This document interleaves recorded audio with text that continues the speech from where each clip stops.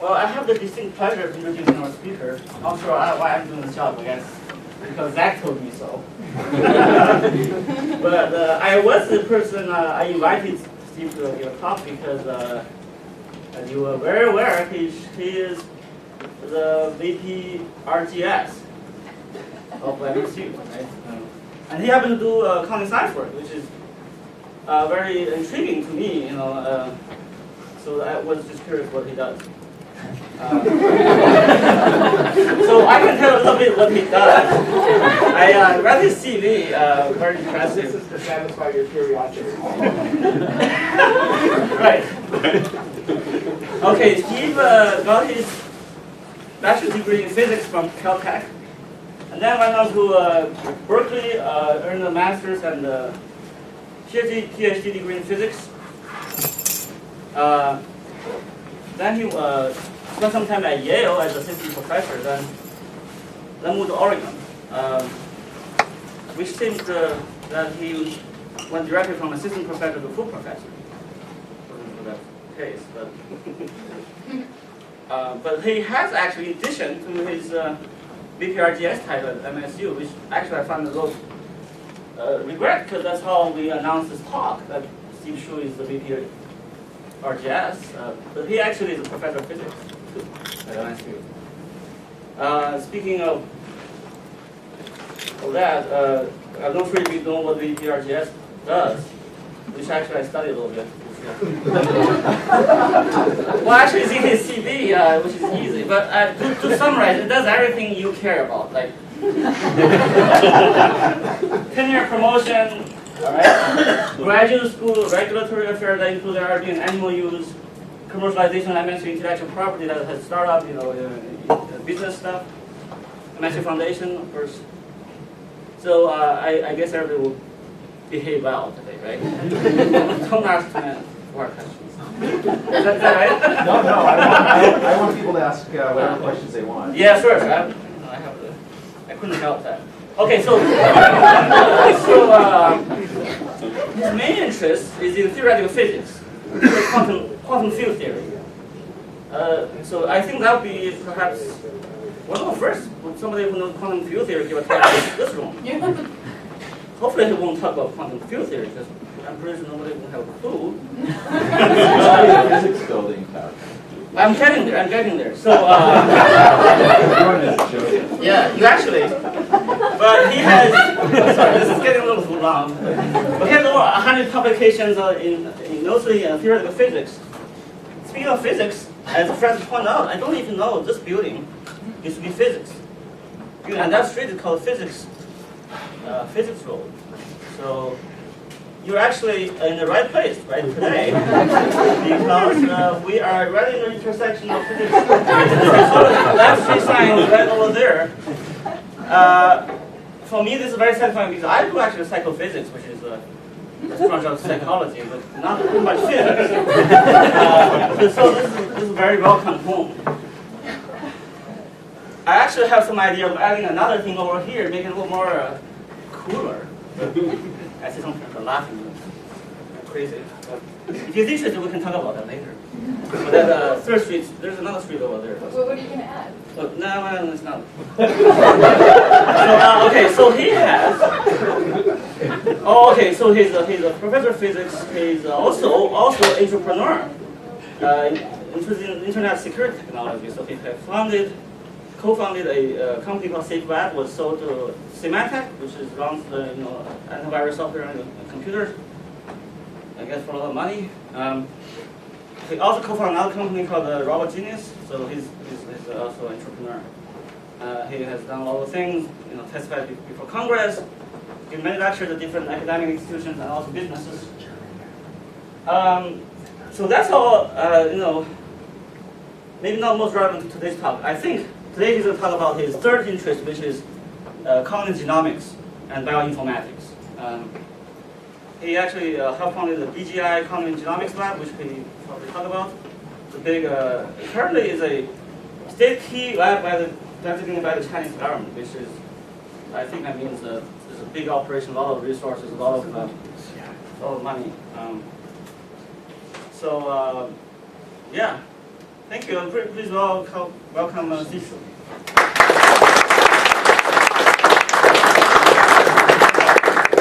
I won't be charged for that time, right? I think I may have given a talk in this building because I gave a colloquium in the physics department here in the early 90s. So I don't know about this particular room, but I think I've been in this building.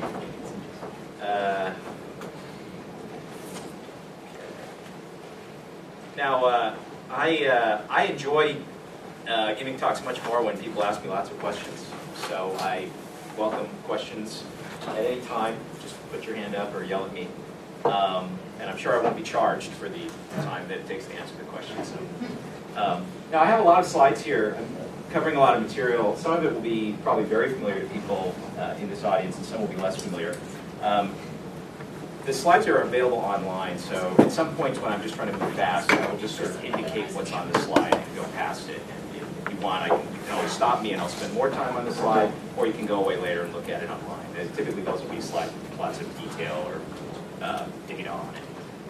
Okay, so title of my talk is Genetic Architecture of Intelligence and Other Quantitative Traits. If there's maybe one thing that I want you to take away from this talk is that, in my opinion, we're right at the threshold of being able to actually learn specific things. Which button turns on? Oh. Learn specific things about the genetic architecture of something as complicated as intelligence. And that's actually a bold claim, but we'll see at the end whether you believe me or not. Okay. As mentioned, my main field of research is actually theoretical physics. We'll talk about theoretical physics today.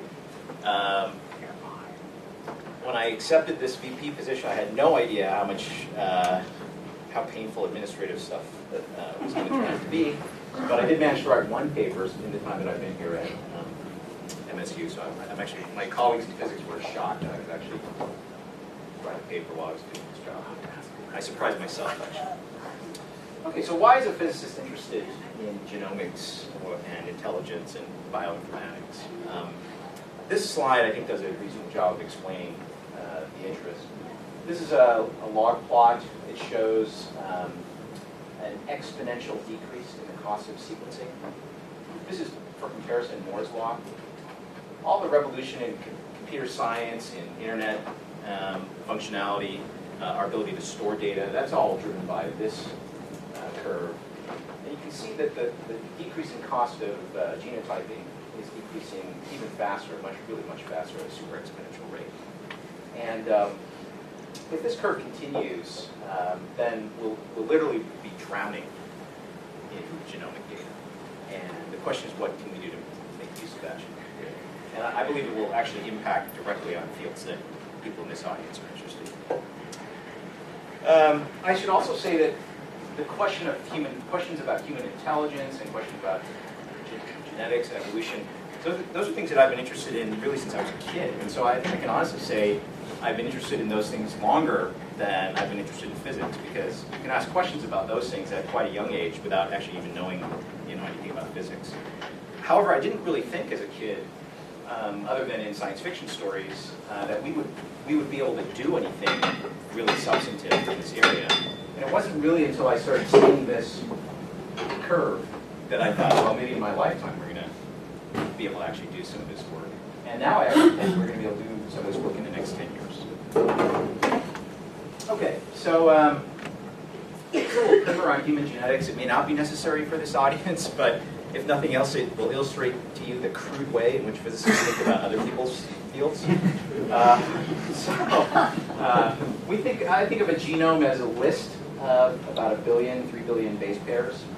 Humans are very similar, so at most of those base pairs, we're identical. If you choose 2 people out of this audience, it's only about 1 in 1,000 places in the genome that we differ from each other.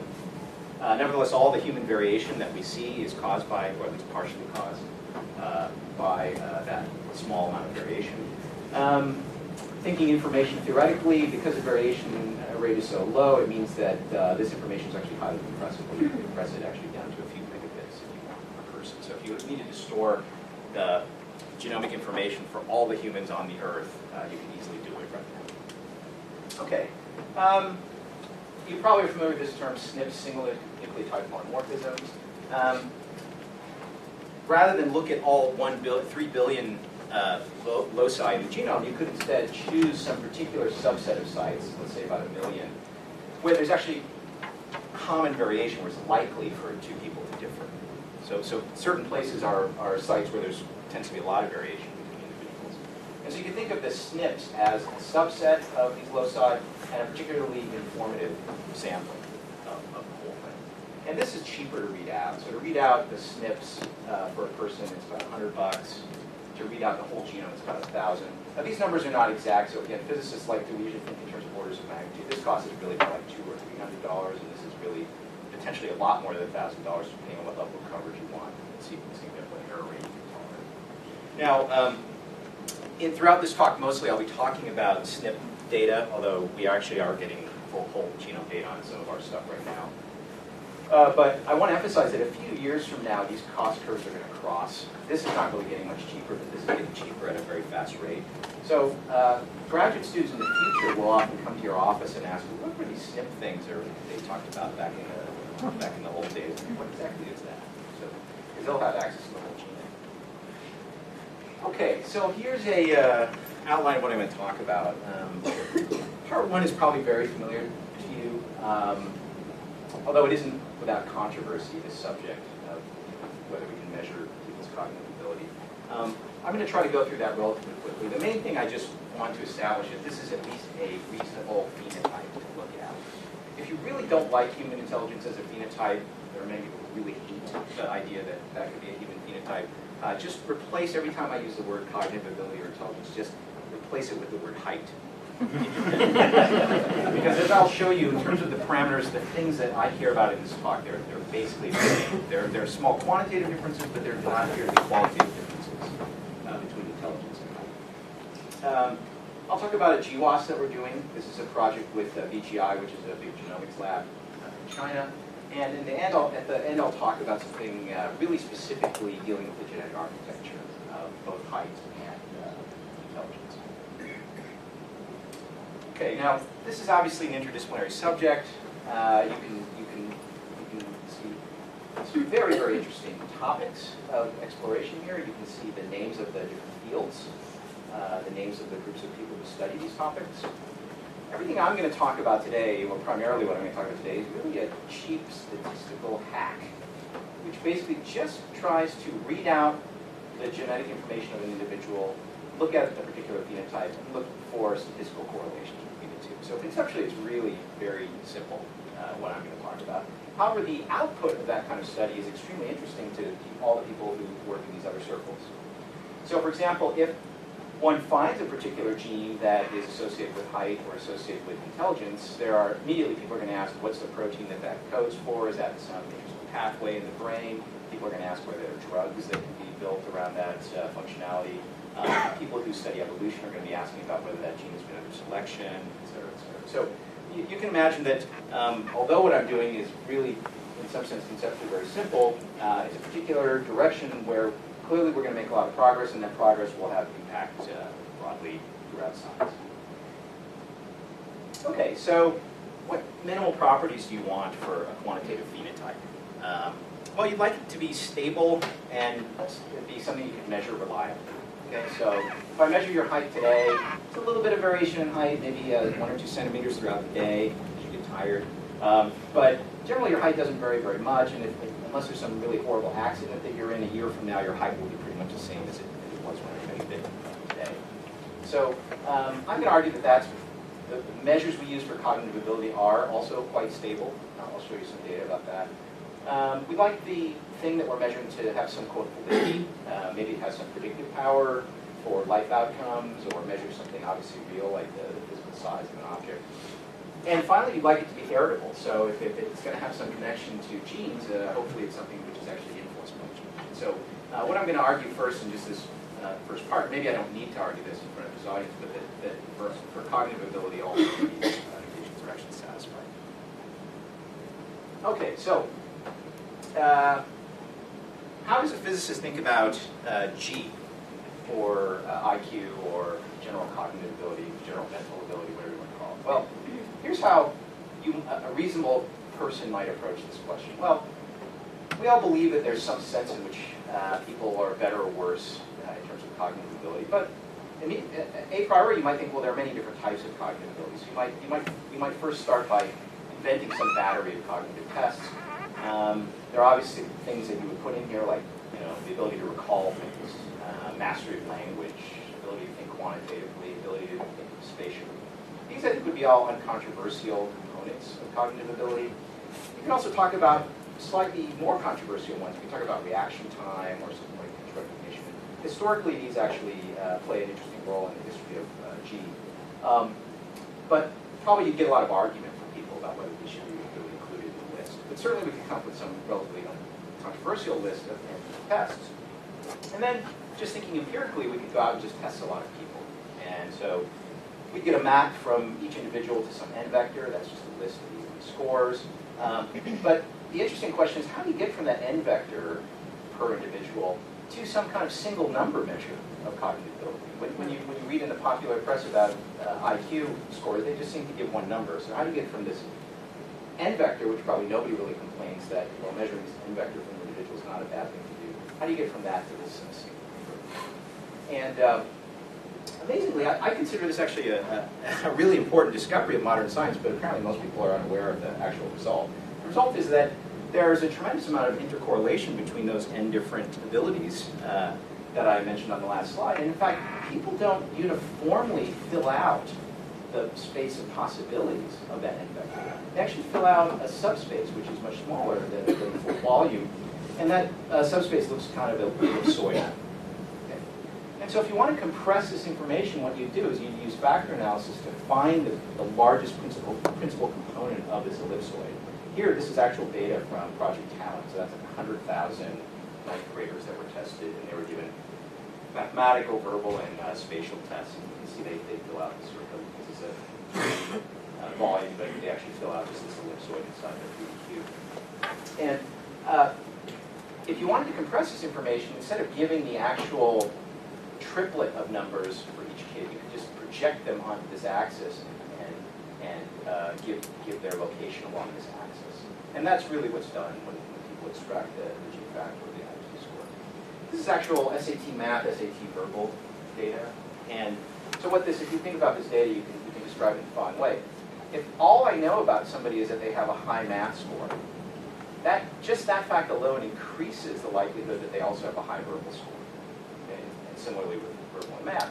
And that actually goes against a lot of our folk wisdom. So if you talk to most moms at the school where my kids, or sorry, dads as well, they'll often say things like, oh, well, Johnny's good at math, so he's not going to be very good at verbal stuff, which is actually completely wrong. If Johnny, all I know about Johnny is that he's good at math, the chances are he's also pretty verbal. Now, of course, compressing all this information down just to a coordinate on this axis, you lose some information. So there are people who are good at math and not so relatively good at verbal. Then there are people who are good at math and really good at verbal. So there's quite a lot of, this is a lossy kind of compression. To take that whole n vector and just replace it by a single number, you're losing some information. But it's not a crazy thing to do if all you want to do is compress it down to a single number. Then the real question is whether that single number has a predictive ability or whether it's stable. Okay, so I think it's a reasonable thing to do. You all know that by convention, this G factor, which is often referred to as IQ, it's conventionally, it's normally distributed in the population. The mean is taken to be 100, standard deviation 15. Very similar to SAT scores. SAT, the mean is about 1,000, and the standard deviation is about 200. Okay, now you can complain about any of those n tests that I made up. You can complain that the vocabulary word I used was regatta. And of course, all the rich kids know what regattas are, and the poor kids know what regatta is. And so one goal might be to come up with a replacement for that battery of n tests, which is culturally neutral. So here's one called progressive matrices. You can think of these as time series or time snapshots at different times of an object which is evolving. And you try to intuit some rule for how these objects are meant to evolve, and then you try to guess what's in this left square. There's some multiple choice answers. And really, this seems pretty culturally neutral to me. It's basically testing your pattern recognition or your algorithmic reasoning ability. The surprising thing maybe is that the scores on this test correlate about 0.9 with the G score, with your location on that major axis. Okay, so one could, as a shortcut, if one didn't want to administer all of these tests, one could estimate the G-score of somebody by just giving them this much simpler test. You can give this test to people who can't even read, and so maybe that's a good way of estimating the G-score. Now, when something like this very primitive progressive matrix score correlates so highly with this mathematically very complex G-score, which is coordinated along a major axis or principal component, when you find that, it makes you start to think, well, maybe this G-score is some kind of window into the actual brain. It's actually measuring something kind of really deep about the brain. And here's some data getting back to this question of reaction time, which you might find interesting. So these are two populations of kids. The purple people are kids who scored really high in the SAT. This was all done in Boston, so these are actually probably Harvard and MIT students. These are students who are also pretty good scorers on the SAT. They're college students in Boston, but they're not as strong. And so this is just kind of illustrating the correlation between, this is Raven's progressive matrices, this is a vocabulary score, and this is how the two different groups segregate that in this space. Now, what this psychologist is one of my collaborators, what he did was, he was interested in number sense. There's a French guy called Dehaene. Is anybody here familiar? Okay. So a former mathematician who's interested in number sense. And what the task here that was asked of the students is, they're shown a number on the screen, and they're asked to hit, I guess, one button if the number is below 45, and to hit another button if the number is above 45. When the number is far from 45, it's quite easy. Your brain processes it in a very quick way. It somehow can just sense that that number is very much less than 45 or very much greater than 45. So the reaction times are all lower. As the number gets closer to 45, your brain actually has to do some work. So it's a little bit harder to think a little bit about whether it's greater than or less than. So you can see this. So that's why you get this general kind of mountain shape. But what's interesting is that in a very statistically significant way, you can separate the, quote, super smart or super high scoring kids from regular kids. And there's actually systematic reaction time differences. So, and this is a very old result, this reaction time correlation with G-score. If you are some of the people who work on this area that I know I refer to as G-men. And those are people who take what I call the strong interpretation of G, which is that it is really getting at something very fundamental about the goodness of function of your brain. And they would cite evidence like this for that. I don't necessarily find all that evidence convincing, and I don't consider myself a G-man, but it's an interesting hypothesis. Okay. About this time, someone will usually say something like, but can't you just study for the SAT and raise your score? How can it be telling you anything fundamental about your brain? So here's a very large statistics study with thousands and thousands of kids. This horizontal axis is the PSAT score times 10. The PSAT score is basically a shortened version of the SAT that you take like your junior year. And you can see the PSAT predicts the SAT score quite well. The students have been indicated in two different ways. The ones that are black received systematic coaching, so coaching that costs thousands of dollars, tutors, Kaplan's, Princeton Review, whatever you want. There is basically no difference between the kids who received their coaching and the ones between taking the PSAT and the SAT and the coached and the uncoached students. If you want to break it down in numbers, it's a fraction of the population, the standard deviation. So you can raise your score slightly, but on average, people do not raise their scores by very much by prepping for these tests, despite what these commercial companies want you to do. Okay? So you can think of this as evidence for the stability of the score, because it's just not very easy to change the score. Now, for a given kid, of course, there could be a kid who scored better on the PSAT than on the SAT, but population-wise, the PSAT is quite a good predictor of the SAT, and coaching doesn't seem to affect that. Okay. So, okay, what good is it? Well, for me, when I look at data like this, to me it's the most impressive quantitative stuff that I see in psychology. That I may be biased to say that. Test correlation 1 year apart is typically 0.9 or higher. I'll talk about validity and I'll talk about heritability in the following slides. I did a bunch of work with a colleague just for fun on to what extent one can use SAT scores and high school GPA to predict college performance, and I won't talk about that now, but if you're interested, you can look at the paper. The quick summary is that SAT is correlated about 0.3 to 0.4 with measures of upper division performance in most majors. Okay, now as a physicist, I'm kind of interested in the far tail of intelligence. So what is that? Plus 2 standard deviations, that's an IQ of 130. That's sort of the top few percent of the population. And plus 3 standard deviations, that's 1.5. That's about 1 in 1,000 people. Plus 4 standard deviations, that's about 1 in 30,000. And if you've ever read Malcolm Gladwell, you know that, well, any IQ points you have above 120 are useless. They don't actually help you. That's established very rigorously by Malcolm Gladwell. And he's the researchers that he cites. Or the alternative hypothesis is, well, no, there are continuing positive returns to intelligence above some arbitrary threshold like this. And the answer to that question is quite interesting to me, especially as a physicist. So there's some data on this. There's a woman named Natalie Rowe. I don't know if anybody here has ever heard of Natalie Rowe. She was a psychologist at Harvard a long time ago. She wrote a book in which she randomly selected some eminent scientists. These are people with the National Academy. I think 1 or 2 of them later won a Nobel Prize.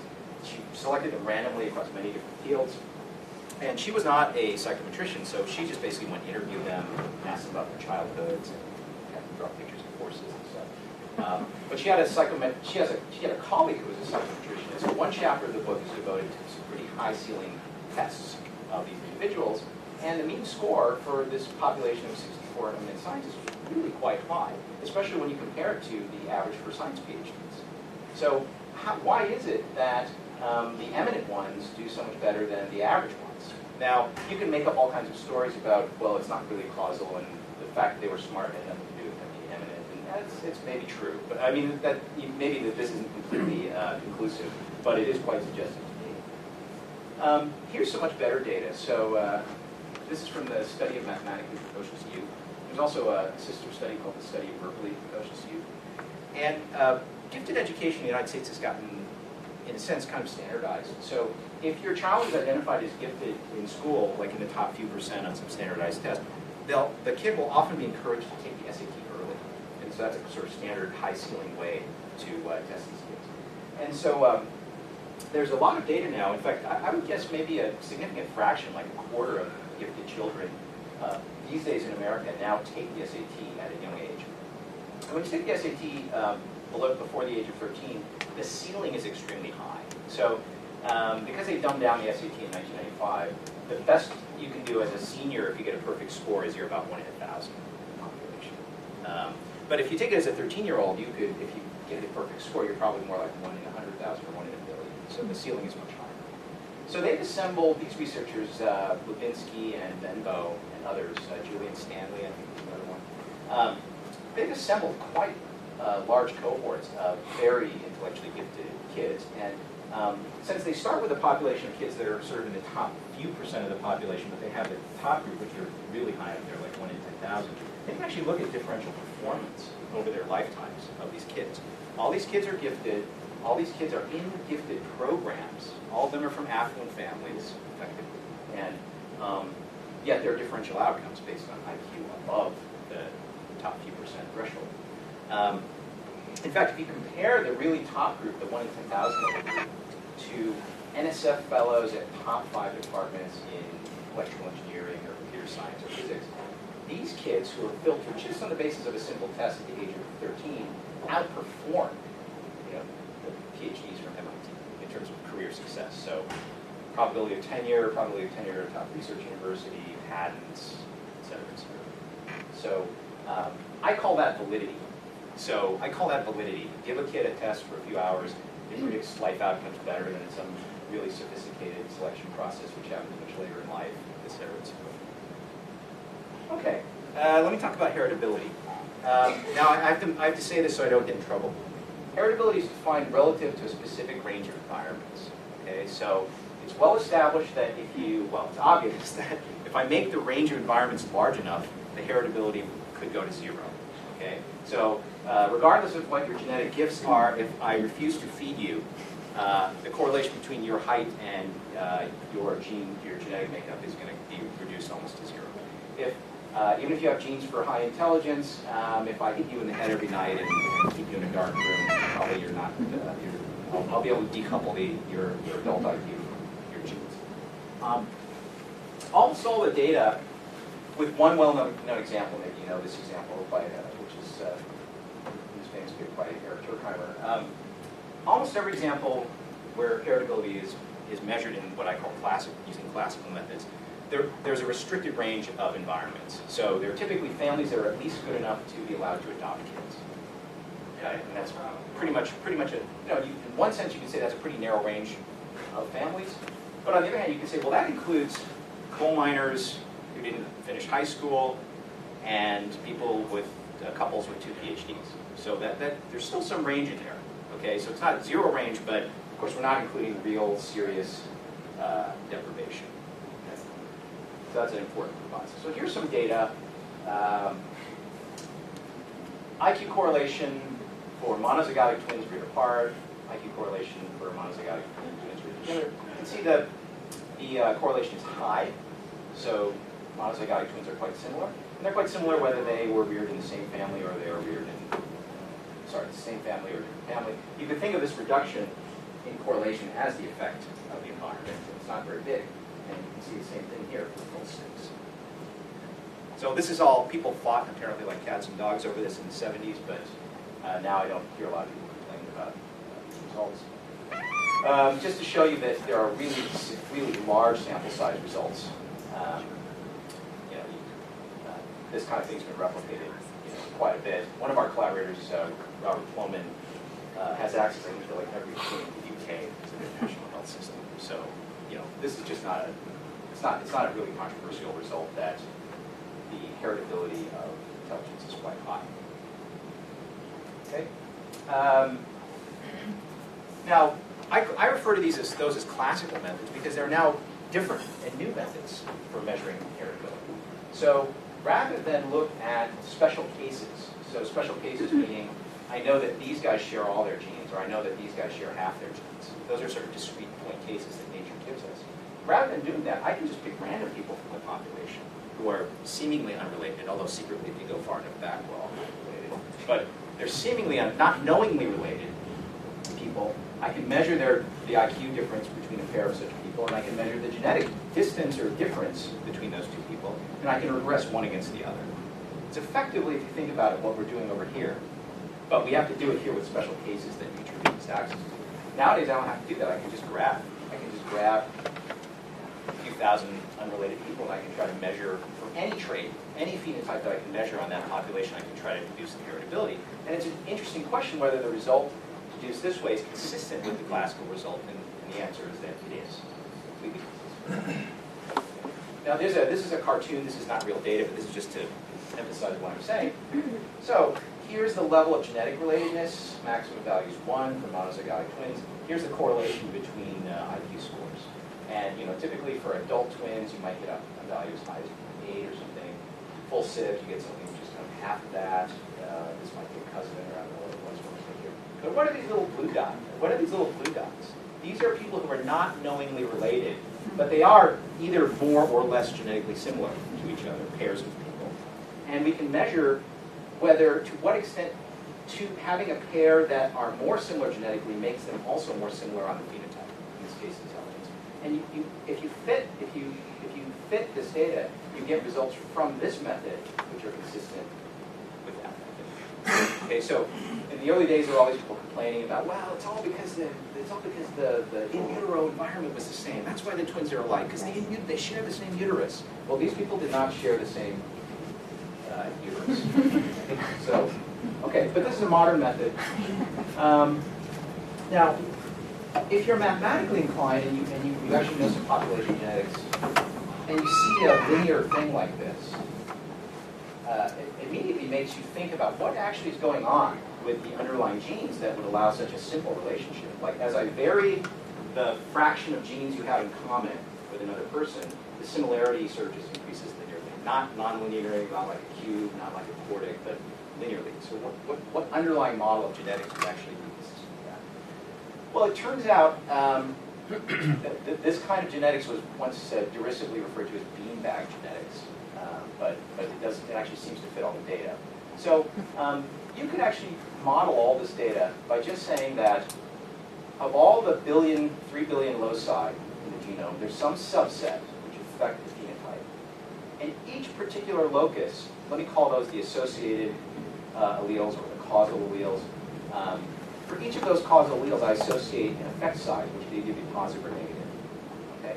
And basically, to characterize someone's, quote, the genetic component of their IQ or their height, I just have to list all of the values. So plus 0.1 standard deviation, plus 0.01 standard deviation. So these are all different loci, and they either have one variant or the other at that locus. And I just sum that up in a linear way in order to get the prediction for the phenotype.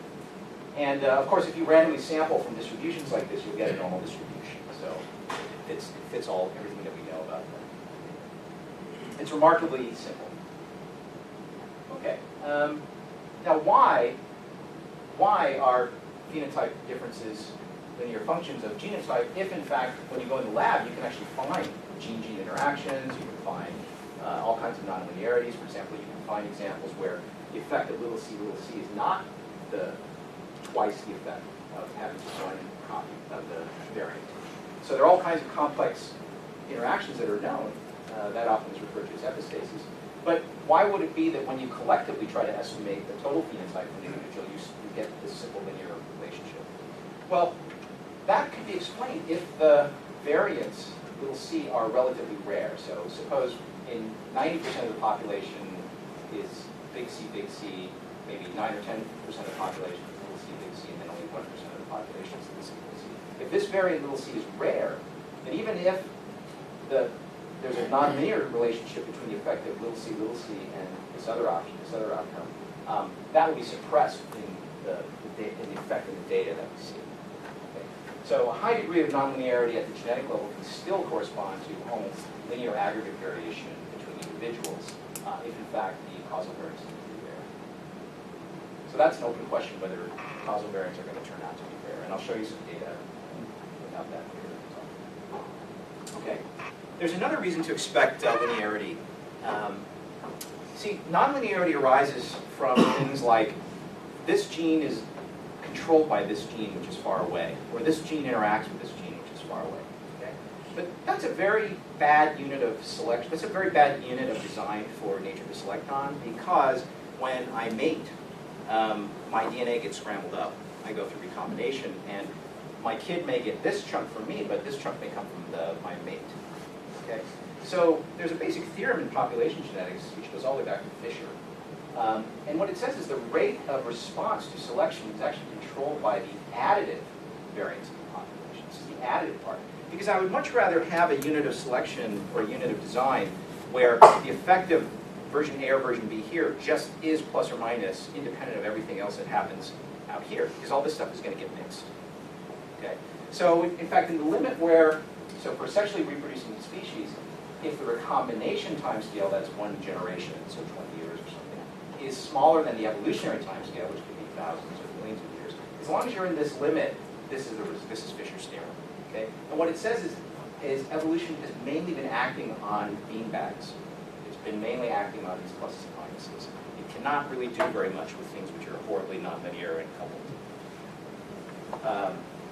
Okay, so that's a theoretical reason why you might expect to see this linearity.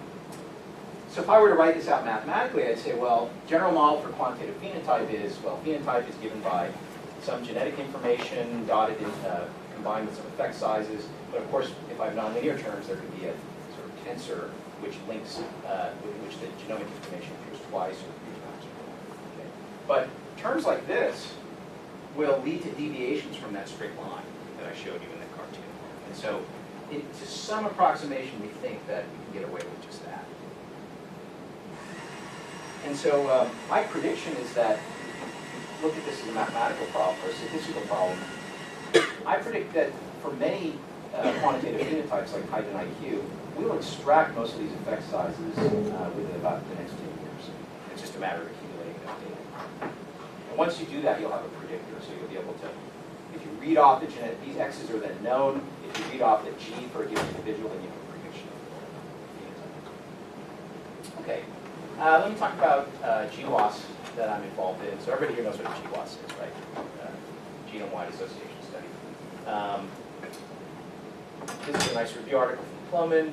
It's already a little bit out of date, but basically there's been very little success so far in finding genes which are linked to intelligence. At the genome-wide level of significance, so far there are no hits. Okay. Contrast that with height. For height, there are currently, actually this is also a little bit old now, but there are about 750 genes found so far correlated to height at the genome-wide significance level. And these generally replicate. So if you find one of these genes, or loci, or SNPs actually is the right way to say it. If one of these SNPs is associated with height in, say, the European population, you do it on another population, you do it on a population of Asians, you find it's also associated. So these are pretty robust. And that captures maybe about 20% of the total genetic variance. So there's still some missing heritability, but we have a long way to go. And so what's interesting is, well, what's it going to take to find the first genome-wide significant IQ hit? Here's a graph which shows the history of GWAS for a number of different traits. Height is these red dots. Discovery sample size here is a log plot, so it's varying from 2,000 to 20,000 to 200,000. And now in the can they have, probably approaching 500,000 people with heights in SNP genotypes. But the history is interesting. So for a long time, nobody could find any genome-wide significant hits for height. Wow, missing heritability. How can it be? We know height is highly heritable from classical twin studies. How can it be we can't find a single hit? There must be something deeply wrong with our understanding of genetics, et cetera, et cetera, et cetera. Okay. But then, of course, once you hit a certain sample size, you start discovering, you start getting hits like crazy. Okay? And I predict, it's rather obvious, we're going to follow the same pattern with IQ. But where are we with IQ right now? We're like here. Okay, so here's a paper from just a couple weeks ago. This study had about 18,000 individuals in it. Amazingly, the way the privacy rules work for IRB, you cannot pool this data and analyze it the way you should analyze it. You have to only, what you can do is compute some summary statistics from a chunk. The biggest chunk in here is maybe 5,000 people or 7,000 people. So you can compute summary statistics from a chunk, and then you can combine that with summary statistics from other chunks, but amazingly, no one's allowed to actually pool their data. Okay. Well, what do they find? Well, they find a number which is consistent. Heritability of childhood IQ is a bit lower because when people are young, typically the parents control their environment, but as they get older, they control their environment. So when you're young, even the classical studies tend to give a lower value for the heritability. And here you get a value which is consistent with those classical methods.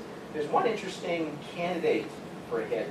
It's not significant at the genome-wide level. For the genome-wide level, what you really want is p less than 0.05, but then there are a million SNPs you're looking at, right? So what you really want is 5 times 10 to the minus 8 significance for it to be genome-wide significant. This is not genome-wide significant. However, this one has been found as a prime candidate, both in this study and then an earlier one also in Gold.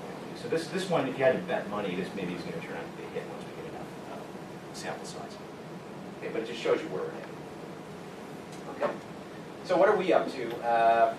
I'm working with this big lab in China. It has significant resources due to this strange situation in China, which is sort of this crony state capitalism situation where some people can lay their hands on just gigantic chunks of money and resources. They have hundreds of Illumina ICs, so they have just this incredible platform for doing sequencing. In the old days, so this used to be called Beijing Genomics Institute. It used to be a government institute, but now it's private. When they were a government institute, they were a small player in the Human Genome Project. They did about 1% of the reads in the original Human Genome Project. But since then, they've done a lot of interesting stuff. They did a lot of the early hominid sequences, like the Denisovans and Neanderthals. The most interesting thing I think they've done is the Tibetan altitude adaptation. So if you look at Tibetans, they are very similar genetically to Han Chinese. But all Tibetans have a certain set of mutations which adapt them to life at high altitude. Only about 5% of certain Han Chinese in the surrounding area, lowland areas, have that mutation.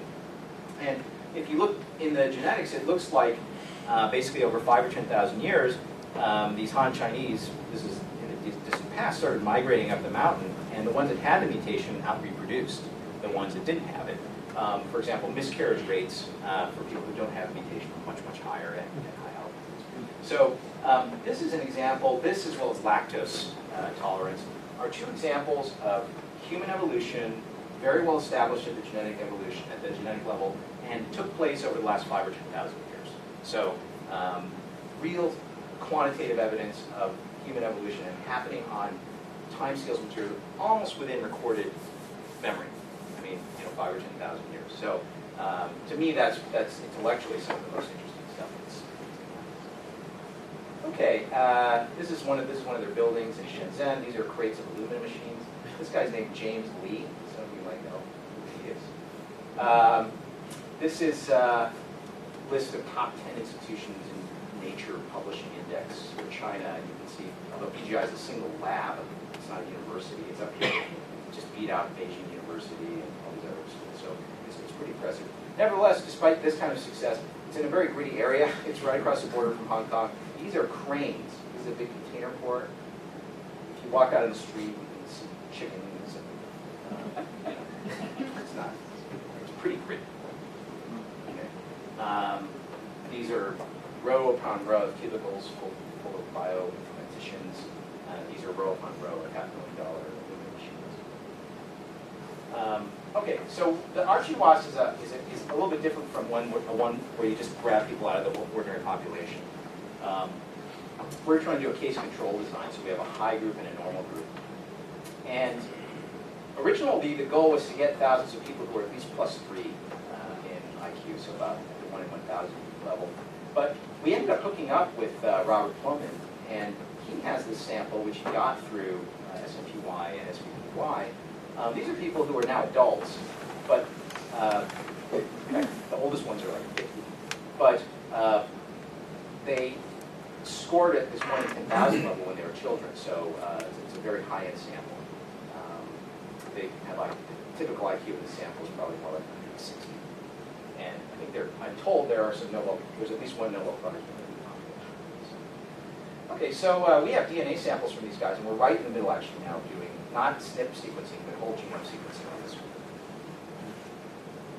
Okay, why is it better to have a relatively smaller number of people, but people who are very exceptional? Well, you can do a statistical analysis. The point is, because these people are cases as opposed to controls and have a very high value of a phenotype, you get significantly more statistical power. So this group of 2,000 gives us roughly about as much statistical power as maybe 20,000 normal. And if you remember that in the history of high GWAS, the threshold where they start getting hits was when they had about 20,000 people. So nobody knows whether IQ is going to be exactly like height in terms of the distribution of effect sizes, but we have a shot. We have a shot of finding something. Okay. The error exists in this page, so this is some graphic that shows a bunch of probability of different number of hits. Okay, so now as I said, we're right in the middle of doing this genotyping, so we hope to have some results by this summer, but I don't have anything to tell you right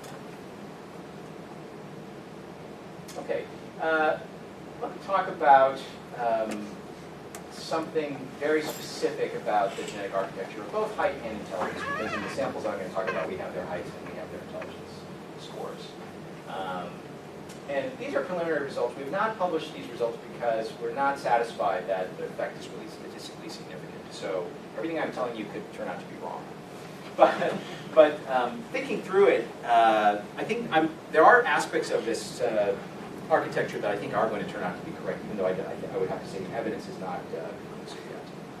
Okay, and this is a collaboration with some competitors of the Michigan State University for this project. This is ALSPAC, which is a big study centered in the city of Avon, I think, in the UK. This is another one that Bowman is on. These are collaborators from NIH, and these are collaborators from so, if there are many alleles of each of small effect, then discovering the individual loci is hard, because each individual locus only has a tiny effect. Like having maybe, the biggest single effect size known for height is such that if you had the plus allele, maybe it makes you like half a centimeter taller or something like that.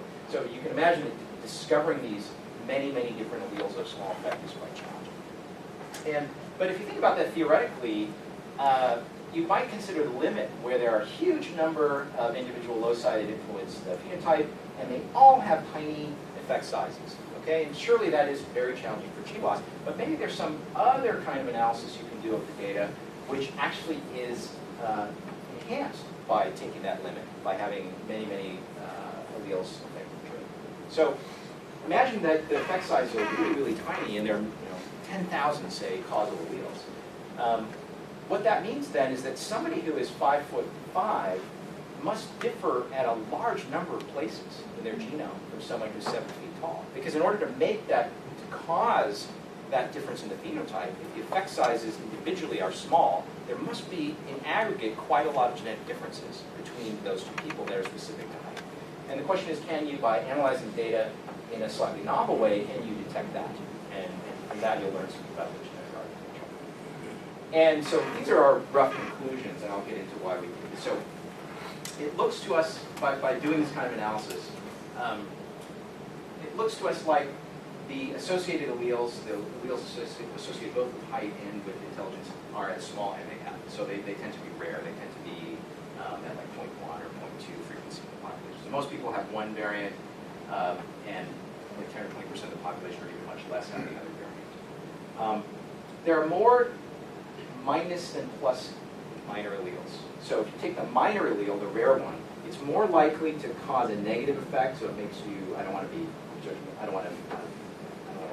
normative here, but it makes you shorter, or it makes you less intelligent, and plus makes you taller or more intelligent. And from all this, you can get a rough estimate that there are about 10,000 causal alleles, both for height and for IQ. And this could be way off. I mean, this could be off by a factor 2 or a factor 5, but it's probably not off by a factor 2. Okay, so what's the data? Allspac is 4,000 people. We have their age 15 IQs. We have 2,000 individuals, age 8 IQs. We have their SNP genotypes. TEDS is 2,400. We have their age 12 IQs. And for ARC, and this is like a heart health study. We have a couple more that for which we just have heights. And all of these people have been genotyped using a SNP chip. We have about 500,000 SNPs for each person. Interestingly, if you just take 2 people at random out of these populations, by the way, these are all very homogeneous populations of Northwest Europeans. They tend to differ at about 261,000 loci, plus or minus about 1,500. So you can see that this is a very narrow distribution. So any 2 people from this population differ from anywhere between 260 and maybe 263,000 SNPs. But there isn't a lot of variation. Like you just won't find 2 people who differ in only 240,000 SNPs or 300,000 SNPs. This is a Gaussian distribution, and the width is just quite narrow. So what do we try to do here? The easiest way to think about it conceptually is we take some outlier groups. We take the very tallest people in the population of 4,000. We take the very shortest people. Okay? And then we calculate the average genetic distance, the average number of SNP differences between those 2 groups of people. And then we choose other groups where the heights are slightly different. And we find that as we change the relative difference in height, there is a relative difference in genetic distance. So you can ask questions like, well, how many SNPs do I have to flip in order to change your IQ or change your height by 1 standard deviation? 1 standard deviation height is like 3 inches. So how many places do I have to reach into your genome and make changes in order to change your height by 3 inches? And you can get an estimate for that through this kind of calculation. And the number is about 40. It could be 20, it could be 80, but order of magnitude, it's like 40. Okay. So that, to me, if you'd asked me, the kid reading science fiction, hey Steve, when you're 46 years old, are humans going to know like the genetic architecture well enough to answer the question, what does it take to increase your IQ by 15 points? What does it take to make you 1 inch taller? I would have said, no way. I'm studying physics. But I'm telling you that for sure we're going to know the answer to this question in the next 5 years. No question about it. Okay, so here's a geometric picture. These are exceptional people. Maybe they're very tall. These are maybe some normal people. And we're trying to measure a systematic difference in the genetic genotypes of these people. Now, the typical distance between individuals, this distance or this distance or this distance is quite large, and we're trying to extract numbers which are quite small, like the order 100 steps or 50 steps or 40 steps. And so you might say, well, how can you possibly extract this from a background of this? But of course, you're averaging over 1 million pairs, so you can beat down this 1,000 by 1 over square root of 10 to the 6, and that's why you can pull out numbers like that. Okay, so here's another picture of what it looks like. So here's a group of tall people, here's a group of short people. As we vary the average height of this group, so we select different people, and we vary the height of this group, so we select people, this genetic distance varies systematically. And so we're extracting a genetic distance which is associated with, we're not changing any other things about these people, just their heights. And we think that that is actually then the number of snip flips we need to actually make these people that much taller. Okay.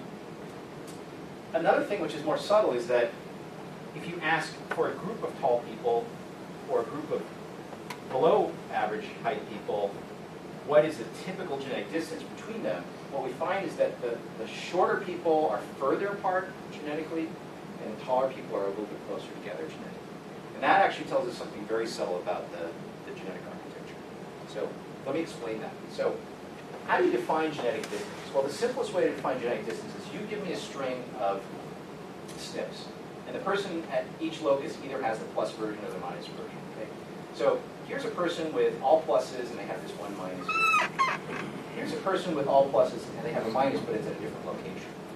So there's a concept of distance which is used in information theory. So it's a distance between two strings. And it's basically just you sum up the number of places where those two strings differ. So the two strings differ,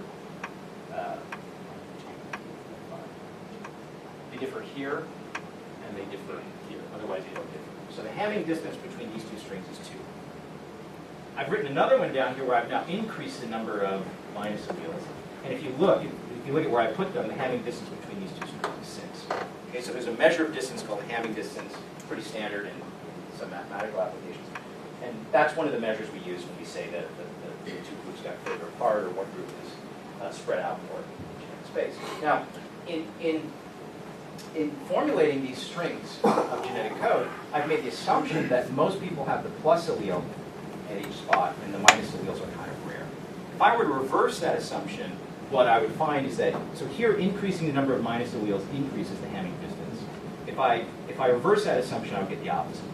So the fact that the people who are shorter, who have more minus alleles, are further apart, tells you it's the plus alleles that are common, it's the minus alleles that are in the population. I don't need to do that. So here's another picture.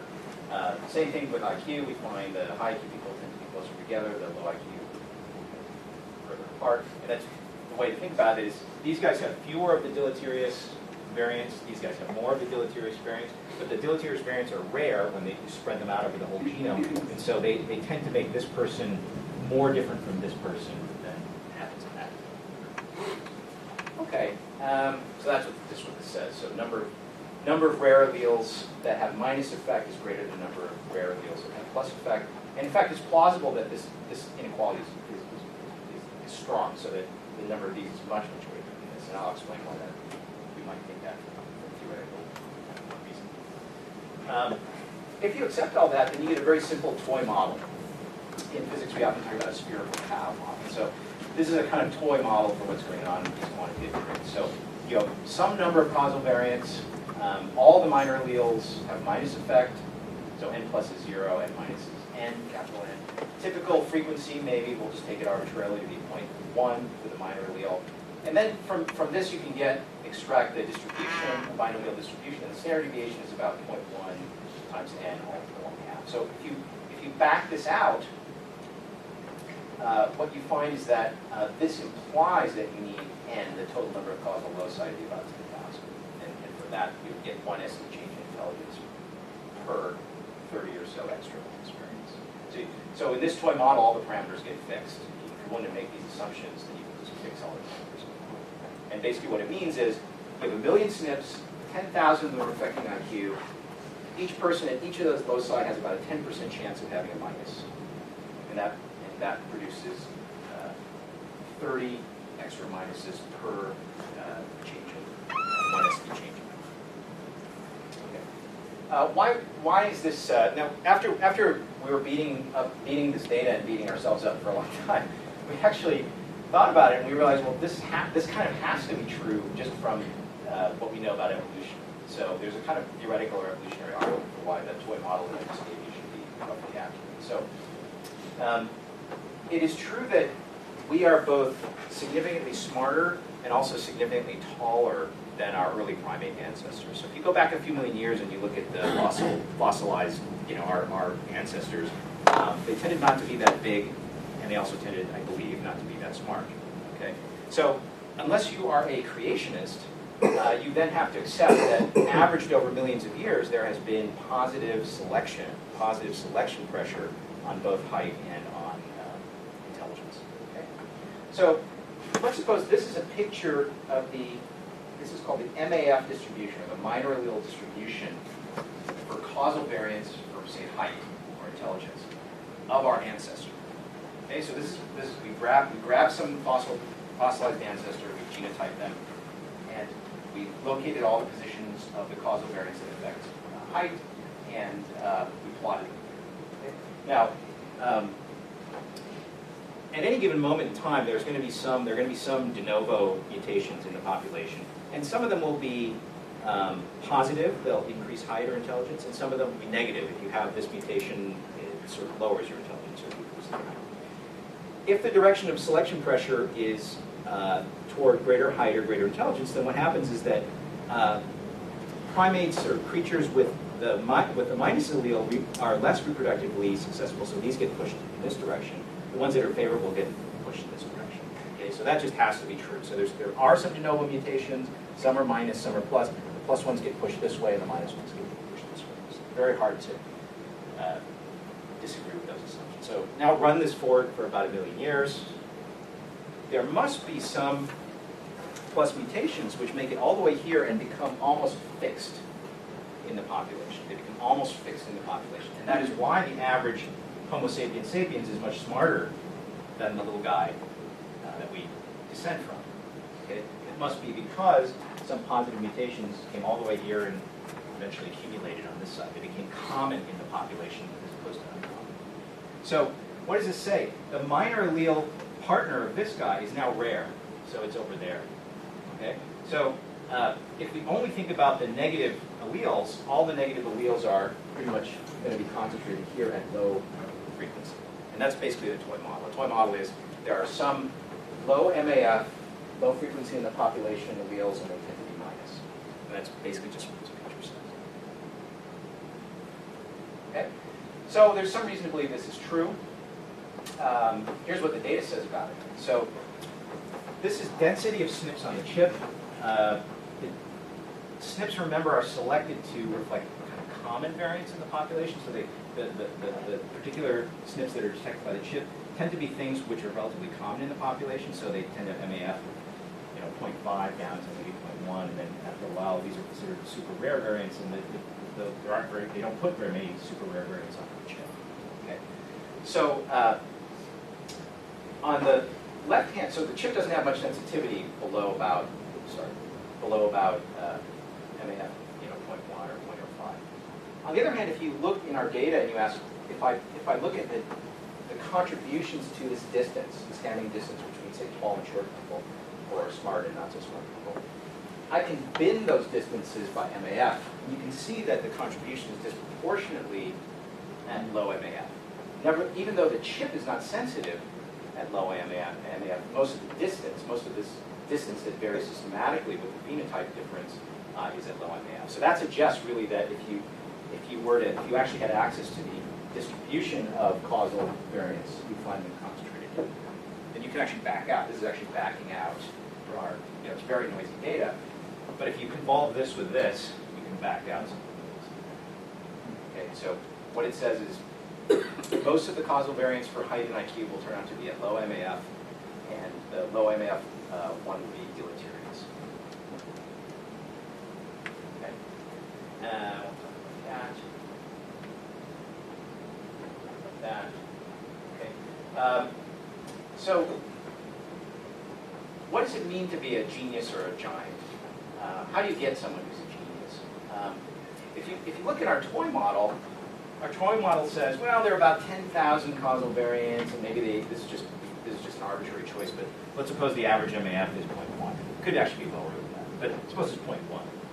Then the average person has about 1,000 minuses among these 10,000 causal variants. Someone who has somewhat fewer minuses, let's say you had only 900 minuses, then you would be about plus 3 standard deviations. If you had slightly more than 1,000 of these minuses, say 1,100 minuses out of 10,000, you would be 3 standard deviations below average. You would probably have a really tough time in school. Okay? And so, if this, again, this could all be wrong, but if this toy model is correct, we're actually finally getting to the real genetic architecture of, well, why are some people Stephen Hawking or Albert Einstein, why are some people having trouble in school? And it may actually be pinned down to how many of these minus variants you have out of these 10,000 causal variants. Okay, this is a, if you use Plink, we wrote some code which does these genetic distance calculations super fast, and also does some other functions that Plink does, so, and much, much faster. So if you ever want to do Plink-like things, you might want to do this. This is a pretty mathematical observation, but the basic question is, if you accept that the architecture for these quantitative traits is largely linear, then the phenotype for a given individual is given by some matrix, and then there's some, which is the genotype matrix, and there's some effect sizes here. And there's just a basic statistical question, mathematical question, how much data do I need in order to extract all these effect sizes? And naively, if you have, say, 1 million SNPs to look at, and it could be more, so you could be looking at 3 billion amino acids, not actually SNPs, but let's suppose you're just looking at 1 billion SNPs and you want to pin down 1 million effect sizes, most of which are 0. But you want to extract these from data. The naive estimate is you need of order n data points to invert this and get at these x's. Okay, that's a naive expectation. Turns out that more advanced methods let you do it with of order s log n data, where s is the sparsity, the number of non-zero entries. So if there are 10,000 non-zero entries in x, you only need 10,000 times log n data points to actually extract this. And so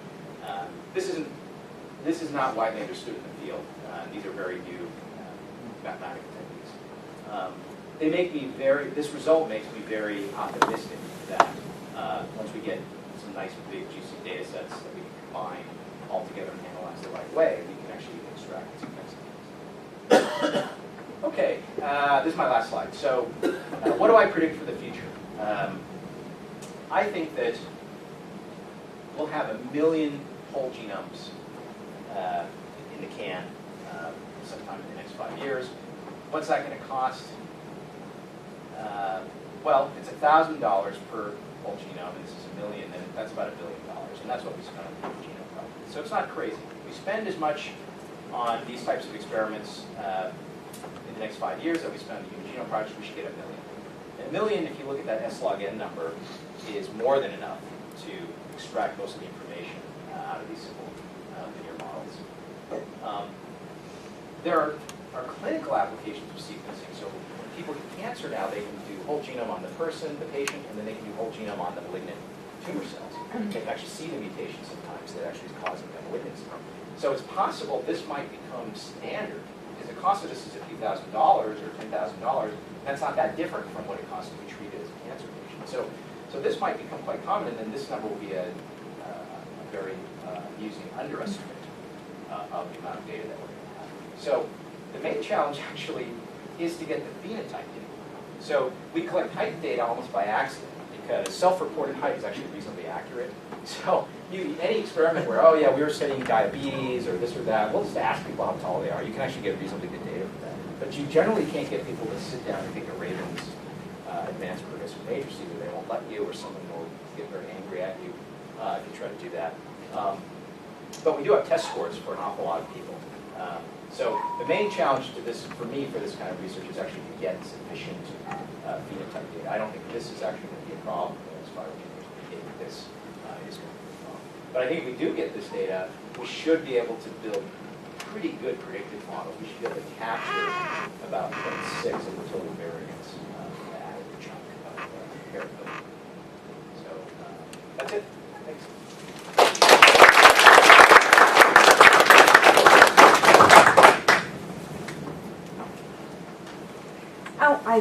Fascinating. I had a question.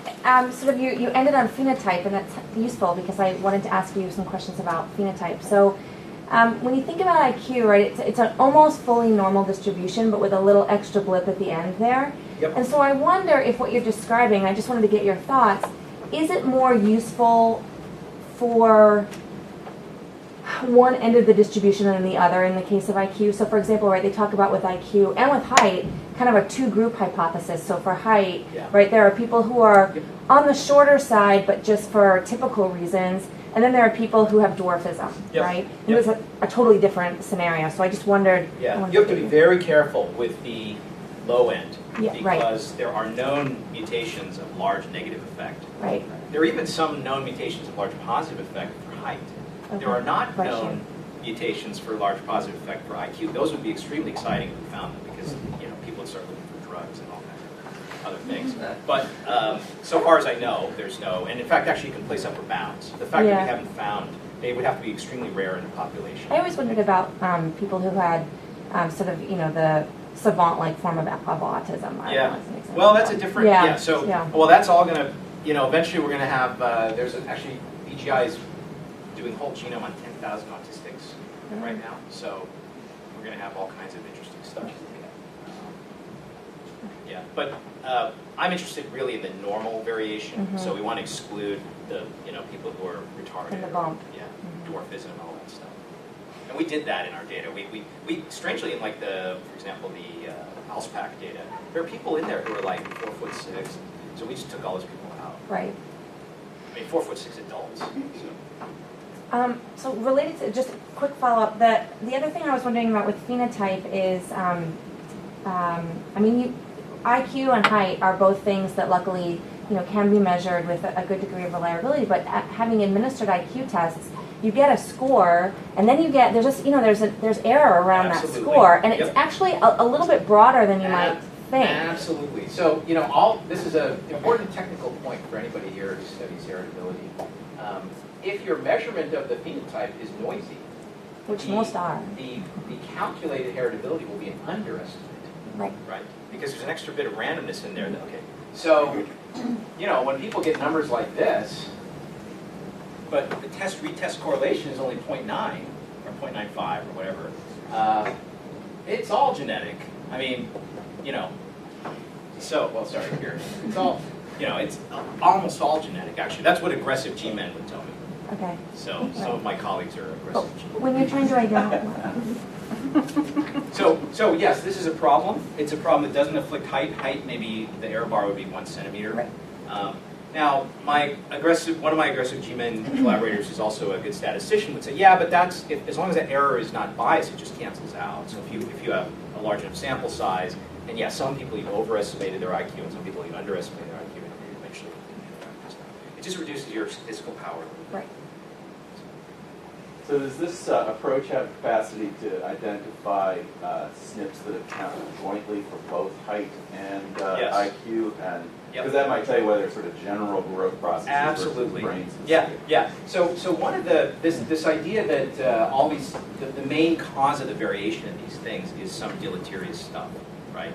And it could be like, well, if I randomly go in and tweak you, it probably is not an improvement, right? So, and you just have some amount of the bad stuff in you, and it may affect both height and IQ, so general goodness of development, and that's a hypothesis a lot of people believe. But of course, we know very tall people who are kind of dim, and we know short people. So that can't be all. Our chair, I'm glad you said that. Because in terms of thinking of consequences, it could matter a lot if you could identify pathways that influence growth processes versus things that are very brain specific. I mean, amazingly, they're up to 1,000. Like I know people who are in the giant collaboration. They're up to 1,000. They're up to 1,000 genome-wide significant hits, which routinely replicate, and and that's about 20% of the total genetic variant. So, it's just a matter of time. I was interested in when you were looking at the genetic distance that you found that a lot of rarer variants seem to account for that. And I'm wondering, for those of us that don't have $1,000 per subject to do a whole genome, and we are left with SNPs. Yep. No, this is SNP data. I should have said this is all. So the stuff we have from AlsPac and these other guys, it's all SNP data. Yeah, but I'm wondering, Illumina now is putting out chips where you can get a combination of common and rare, and it seems like for IQ, for a long time we were thinking common. Yeah. But your data suggests that maybe you want to go for some of these chips that are including both the rare and the common variants. Yep.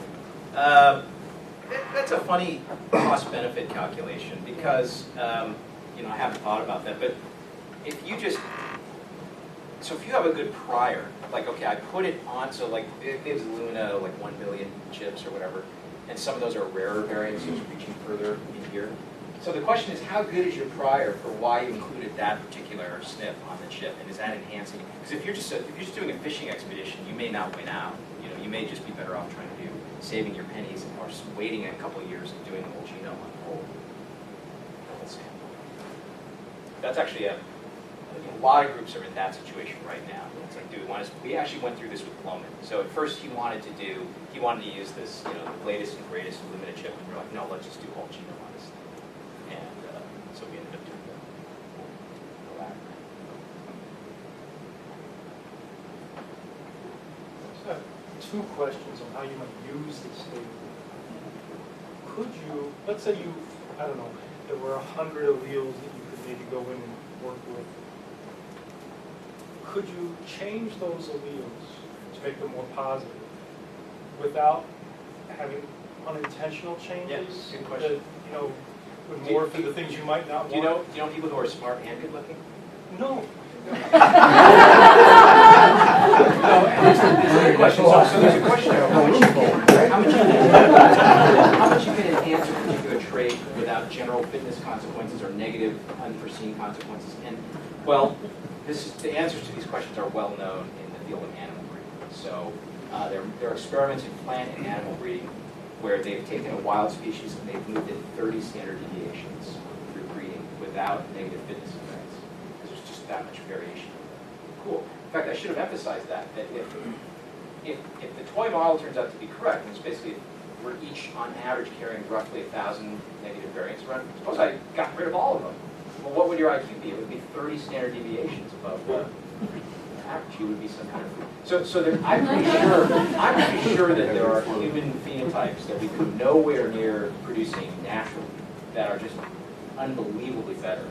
And that's been proved again and again in animal breeding. Like the chickens you eat are like better than Arnold Schwarzenegger. They mature super fast, and they have huge breast meat, and they're lean, ripped. You know what I mean? They're just freakish creatures, and breeding in bulls recently has shifted from pedigree-based, old-style, classical style to SNP-based. They know enough about modeling because it's a very inbred species, the domesticated ones. They know enough they can actually do genome. They've solved essentially this problem for milk production, rate of maturation, reproduction, all this stuff. Well, I could follow up on that. But for instance, in chickens, they're selecting for white meat production. Yep. Right? They're not selecting for longevity or anything. Nope. So, right. So I think it makes sense to say we might be able to move something 30 standard deviations on one thing. Yeah. But I'm not. Right. So there are other studies like fruit flies where they move them 30 standard deviations, and as far as they can tell, like they mate perfectly well with the other wild type. And as far as they can tell, the fitness is not affected. So these are super fast flying fruit flies. That actually answers my second question as well.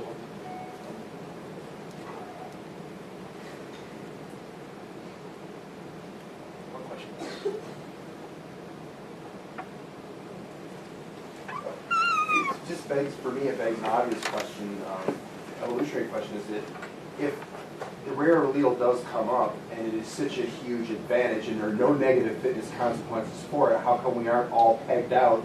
Why isn't the wild type just the biggest and baddest? Well, we've only been evolving, we've been at it a finite amount of time. So if you think of evolution as a hill climber, right? We've climbed partway up the hill. We're at the edge of a volcano, and we just climbed that far. And now modern life has probably flipped the sign. So, right. You know what I mean, right? So, everybody can reproduce now, and the smartest people seem to have the most trouble, right? I got married at age. I'm 46 and I have 7-year-old kids, so and I only have 2. So, but anybody, if they wanted to, could have 5 kids nowadays, right? So, that were their main priority.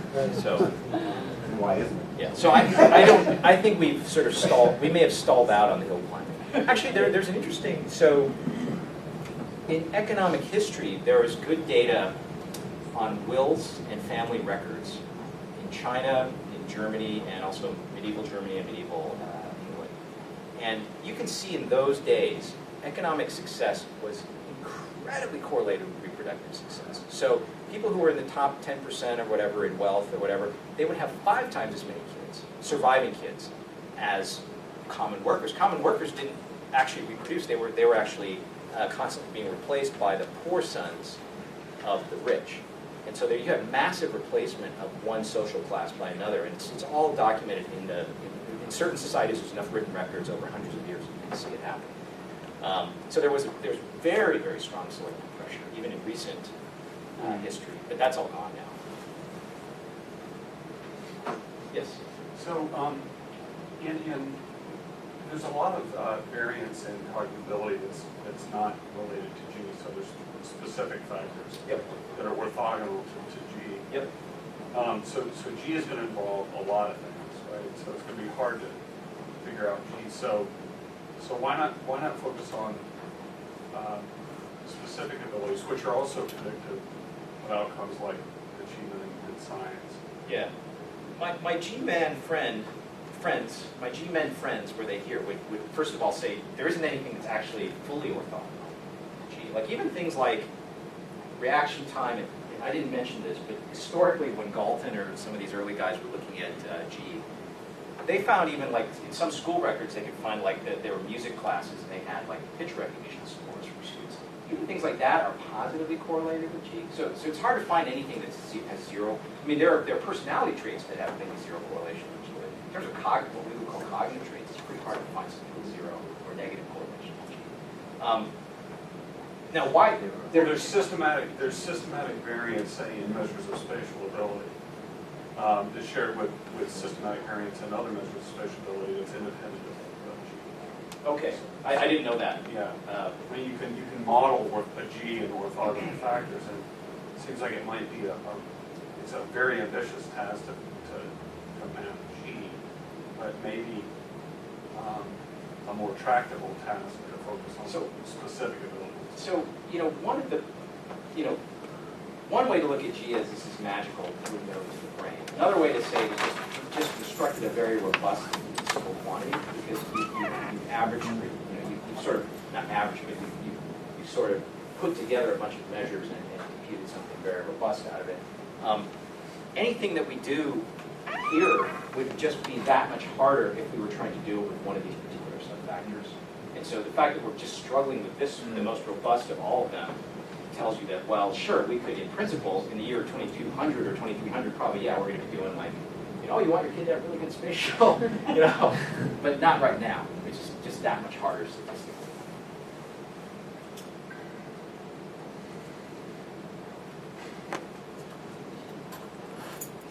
Oh, sorry. First of all, I'm very impressed. I guess fulfill my curiosity that you actually speak like us. I do hang around with some G-men, and so that was very behavior impressive. geneticists. I didn't hear back code for cosmology. So I was just curious that any thoughts on the mechanism, right? I'm a neuroscientist, right? Yeah. If you identify one gene which you alluded to, what does it do in the brain? Why does it make you smart? So let me just say again that I'm working on the simplest problem in this whole space. This is really just a little bit of math. The hard stuff is put on rubber gloves, go in and chop up some rodent. I don't know what you guys, but that's hard. That's hard. This is easy. You just type in your keyboard, and so. But they have no idea what I Well, predicted. you know, after you tell me how I form long-term memories, which I clearly can do, but I don't know how I do it. After you tell me that, then I'll answer your question. But no, I mean, obviously, there's just enormous complexity in here. This is just a cheap hack, right? But to understand all this is going to take us a long time, a lot longer. Like when I say, oh, we're going to make a ton of progress here in 5-10 years, I'm sure of that, but we're not necessarily going to figure that out.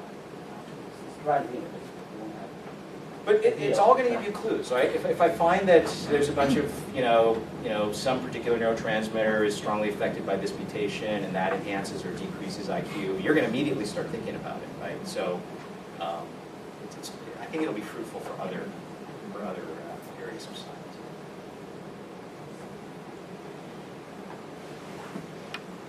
This may be an awkward sort of question, but given that we're talking about genes, how much being coached versus not coached really doesn't matter, and we're talking about in the future we'd be tweaking the genes, we'd be looking for drugs, right? So I guess just the broad question is, what's your view on education and why I do tests for kids to make sure that they get appropriate accommodations in their classes, because until we get to mess with their genes, we can't hope for much change. I think if you look at the history of these classical twin studies, people were expecting, I think there was a woman, Sandra Scar, am I saying that? So she was fully expecting to see big environmental effects, like, oh, if you have this type of parent, or they have this number of books on the shelves, she was fully expecting to see like gigantic differences. And people were shocked when they didn't find it. My understanding from talking to Bouchard, people were shocked that they didn't find those. Okay. So what is the story now? The story now is I don't know of any gross measurable.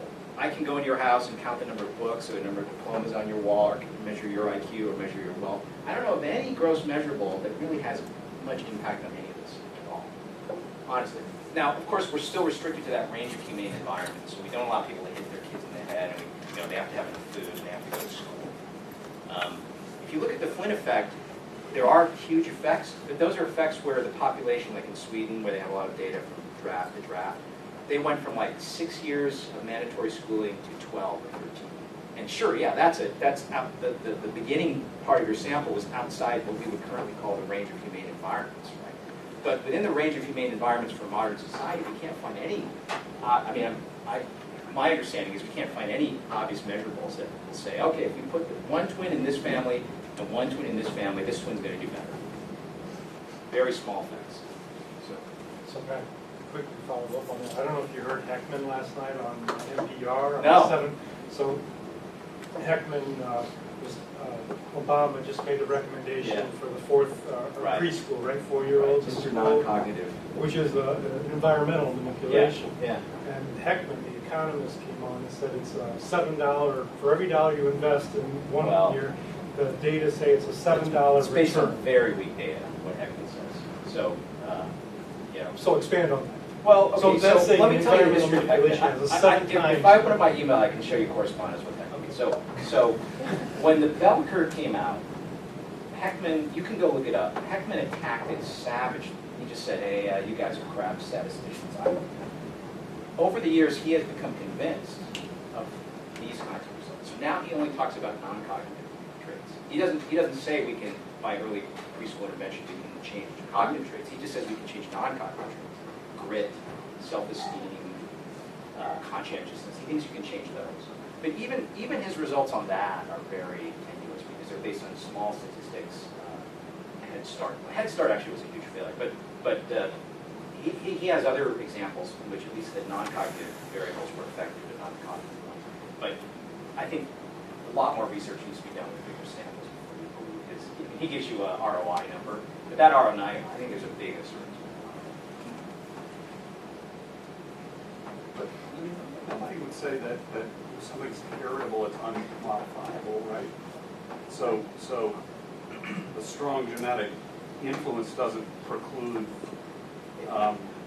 it being something we can modify. If it's highly heritable, then what is happening within this range of environments over which I defined the heritability, whatever that stuff was, it wasn't making much difference.